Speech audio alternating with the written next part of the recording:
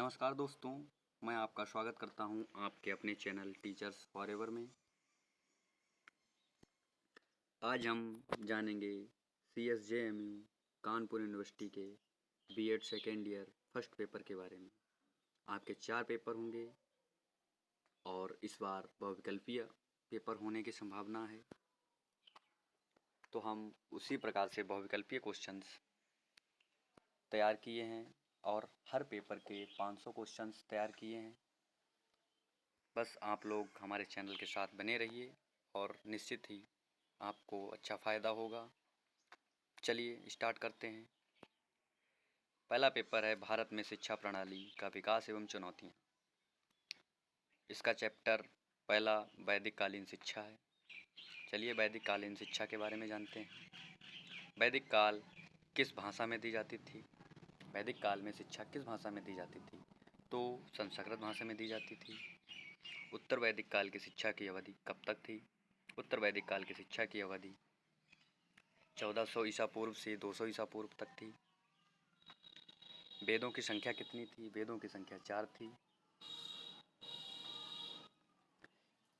और आप लोग जानते ही हैं वेद कौन कौन से हैं। ऋग्वेद, सामवेद, अथर्ववेद और यजुर्वेद।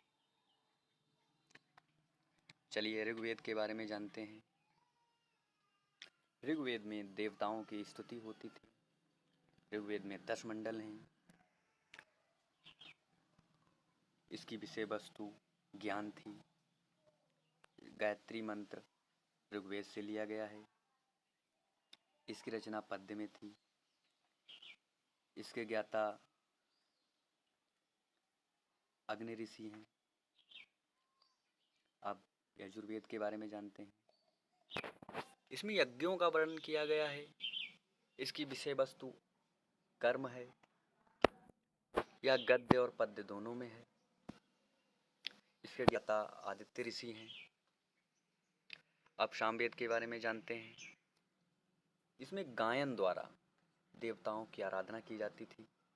इसकी विषय वस्तु उपासना थी। इसके ज्ञाता वायु ऋषि हैं। अब आइए अथर्ववेद के बारे में जानते हैं। इसमें जादू टोना का वर्णन किया गया है। इसकी विषय वस्तु आत्मज्ञान है। इसके ज्ञाता अंगारा ऋषि थे।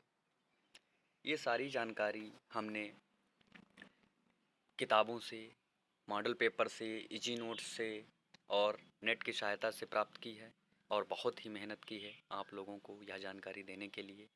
और ये PDF बनाने के लिए पैसे भी खर्च किए हैं।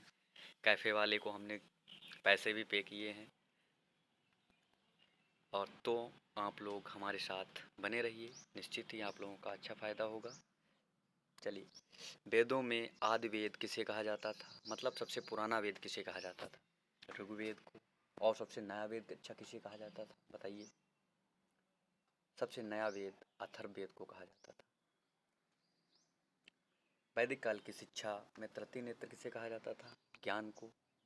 ये 1 लाइनर क्वेश्चन है, इससे आप समझ सकते हैं। मतलब बहुविकल्पीय अगर हम बनाने बैठते, 4 ऑप्शन देते तो काफ़ी टाइम लगता और आप लोगों को काफ़ी दिक्कत होती और काफ़ी बहुत बड़ी वीडियो हो जाती। इसलिए हमने सोचा कि 1 लाइनर क्वेश्चन रखते हैं, फिर जैसा आप लोगों का रिस्पॉन्स होगा वैसा ही करेंगे। वैदिक काल में शिक्षा किस प्रकार प्रारंभ की जाती थी? 5 वर्ष की आयु में। वैदिक काल में शिक्षा किस आयु में प्रारंभ की जाती थी? 5 वर्ष की आयु से शिक्षा प्रारंभ हो जाती थी। वैदिक काल में शिक्षा का मुख्य लक्ष्य क्या था? मोक्ष की प्राप्ति। गुरुकुल को किस नाम से जाना था? किस नाम से जाना जाता था?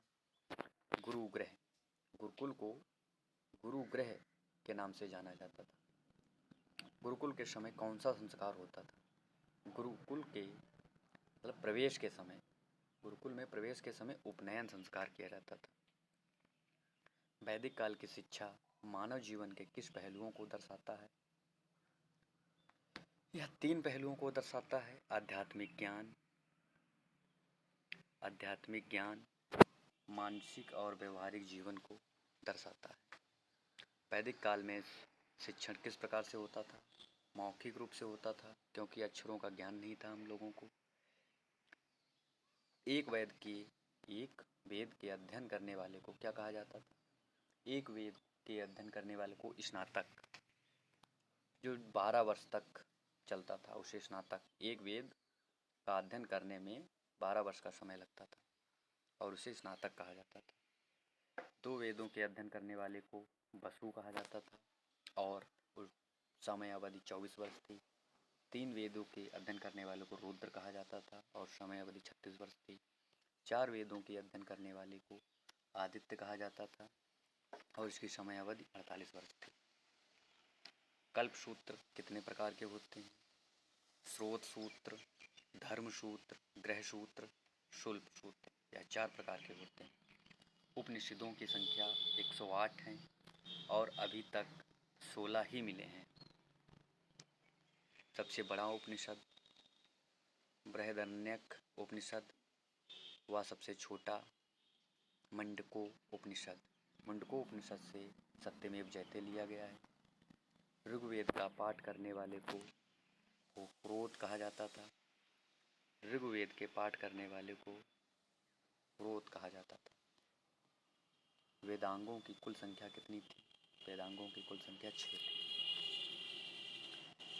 शिक्षा, कल्प, निरक्त, व्याकरण, छनद, ज्योतिषी।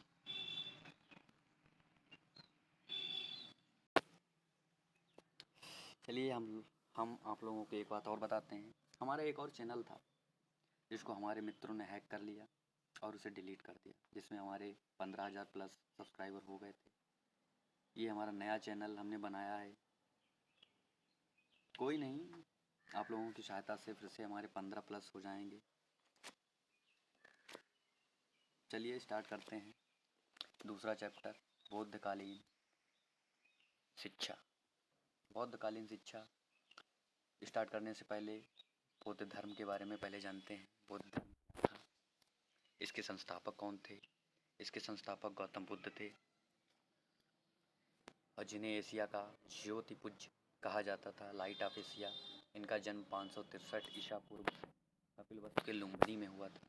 इनके पिता शुद्धोधन व माता मायादेवी थी। सौतेली माँ इनकी गौतमी थी और इनकी पत्नी यशोधरा थी। इनके बचपन का नाम सिद्धार्थ था। ज्ञान के प्राप्ति के बाद सिद्धार्थ किस नाम से जाने गए? ज्ञान के प्राप्ति के बाद सिद्धार्थ बुद्ध के नाम से जाने गए और वह जगह बोध गया कहलाई। प्रथम उपदेश कहाँ दिया? प्रथम उपदेश सारनाथ में दिया, जिसे बौद्ध ग्रंथों में धर्म चक्र प्रवर्तन कहा गया। निर्वाण प्राप्त बौद्ध धर्म ने किस मार्ग को बताया? अष्टांगीय मार्ग को बताया। चलिए नेक्स्ट क्वेश्चन, बौद्ध धर्म में शिक्षा के मुख्य उद्देश्य क्या थे? बौद्ध धर्म में शिक्षा के मुख्य उद्देश्य बौद्ध धर्म का प्रचार, निर्वाण प्राप्ति, चरित्र, सांसारिक जीवन, संस्कृति का संरक्षण व प्रसार करना। बौद्धकालीन शिक्षा दी जाती थी। बौद्धकालीन शिक्षा मठों यानी कह सकते हैं स्कूलों में, जैसे छोटे छोटे मठ बनाए गए थे स्कूलों की बात, उसी प्रकार। और वैदिक काल में ऐसा नहीं था। वैदिक काल में गुरुकुल होते थे पहले। बौद्ध शिक्षा में प्रवेश करने की आयु क्या थी? बौद्ध शिक्षा में प्रवेश करने की आयु 6 वर्ष थी और प्रवेश करने के समय बालकों का संस्कार होता था, जिसे पपचा संस्कार कहते थे। पपचा का अर्थ है बाहर जाना। बौद्ध धर्म में अहिंसा सर्वोपरि समझा गया था। बौद्ध काल में बिना किसी भेदभाव से शिक्षा ग्रहण करने का अधिकार सबको था, बिना किसी भेदभाव के। और जबकि वैदिक काल में शूद्रों व स्त्रियों को नहीं था। शूद्रों व स्त्रियों को शिक्षा ग्रहण करने का अधिकार नहीं था वैदिक काल में, और बौद्ध काल में सबको था बिना किसी भेदभाव के। बौद्ध काल में स्त्रियों को शिक्षा स्त्रियां ही देती थी, जिन्हें उपन्याया कहा जाता था या उपाध्याया कहा जाता था। ये क्वेश्चन पूछा गया है और इसे आप लोग अच्छे से पढ़िए और ध्यान से पढ़िए, बिना स्किप किए हुए पूरा वीडियो देखिए। अगर आपको अच्छा लग रहा हो या ऐसा लग रहा हो कि अच्छी जानकारी मिल रही है और आगे भी मिलेगी, तो प्लीज़ आप लोग सब्सक्राइब कर लीजिए और लाइक कर दीजिए और अपने दोस्तों के साथ भी शेयर करिए। मैं चाहता हूँ मैं जल्दी ही अपने 15,000 प्लस सब्सक्राइबर पा लूँ। और मैं अपने मित्रों को फिर से दिखाना चाहता हूँ कि आप लोगों ने मेरा चैनल डिलीट कर दिया था, लेकिन फिर भी मैंने अपनी मेहनत से फिर से वही उतने ही सब्सक्राइबर पा लिए। चलिए नेक्स्ट क्वेश्चन। भारत में विद्यालय शिक्षा का निर्माण किस काल में हुआ? तो बौद्ध काल में विद्यालय निर्माण मतलब विद्यालय में शिक्षा दी जाने लगी, विश्वविद्यालय। पहला सबसे प्राचीन विश्वविद्यालय कौन था? तक्षशिला था। बौद्ध काल में शिक्षा के प्रमुख केंद्र कौन से हैं? तक्षशिला, नालंदा विश्वविद्यालय, विक्रमशिला विश्वविद्यालय, वल्लभी विश्वविद्यालय, ये प्रमुख केंद्र थे। बौद्ध काल में शिक्षा किसे नहीं दी जाती थी? अस्वस्थ को नहीं दी जाती थी, जो विकलांग होता था उसे नहीं दी जाती थी, नापुंसक था उसे नहीं दी जाती थी, डाकू था या राज्य द्वारा दंडित में शामिल था, राज्य द्वारा दंडितों में शामिल था, उसे भी बौद्ध काल में शिक्षा करने का अधिकार नहीं था बिल्कुल। बौद्ध धर्म कोई नया धर्म नहीं है, अपितु हिंदू धर्म का ही परिवर्तित रूप है। यह कथन किसने कहा था? यह कथन डॉक्टर राधाकृष्ण सर्वपल्ली ने कहा था। बौद्धकालीन शिक्षा कहाँ दी जाती थी? बौद्धकालीन शिक्षा मठों में दी जाती थी, अर्थात स्कूलों में। तक्षशिला विश्वविद्यालय में प्रवेश की आयु 16 वर्ष थी और प्रवेश करते वक्त प्रवेश शुल्क भी लिया जाता था, जो 1000 मुद्राएं होती थी। और जो प्रवेश शुल्क नहीं दे पाता था उसे वहाँ काम करना पड़ता था, जिससे काम किया और पैसे देने की ज़रूरत नहीं पड़ती थी। आप लोग अगर ऐसे ही आगे चैप्टर वाइज पढ़ना चाहते हैं तो प्लीज़ चैनल को सब्सक्राइब करें, शेयर करें, लाइक करें, कमेंट करें। धन्यवाद। और आज ये थोड़ा वीडियो बड़ा हो गया, पहला वीडियो था। हम कोशिश करेंगे कि एक ही वीडियो में 3 से 4 चैप्टर कंप्लीट कराएं और 60 से 70 क्वेश्चंस हों। हम यही आशा करते हैं कि ज़्यादा से ज़्यादा क्वेश्चंस और जल्दी से जल्दी कराएंगे, क्योंकि टाइम बचा नहीं है, अब बहुत कम ही टाइम रह गया है।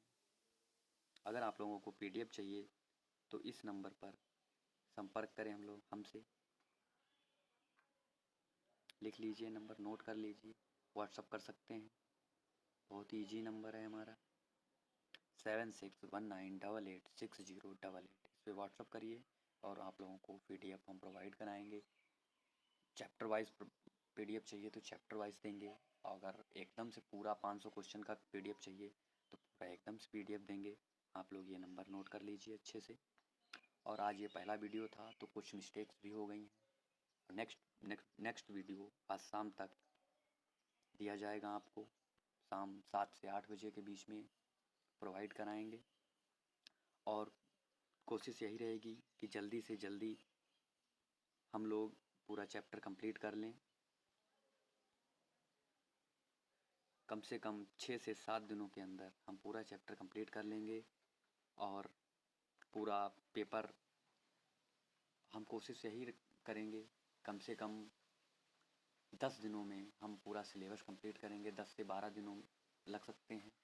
और पेपर हो जाने के बाद, पेपर हो रहे हैं अभी, पेपर हो जाएंगे, फिर उसके बाद UP टेट की तैयारी हम इसी चैनल पे कराएंगे। फिर उसके बाद सुपर टेट की हम तैयारी इसी चैनल पे कराएंगे।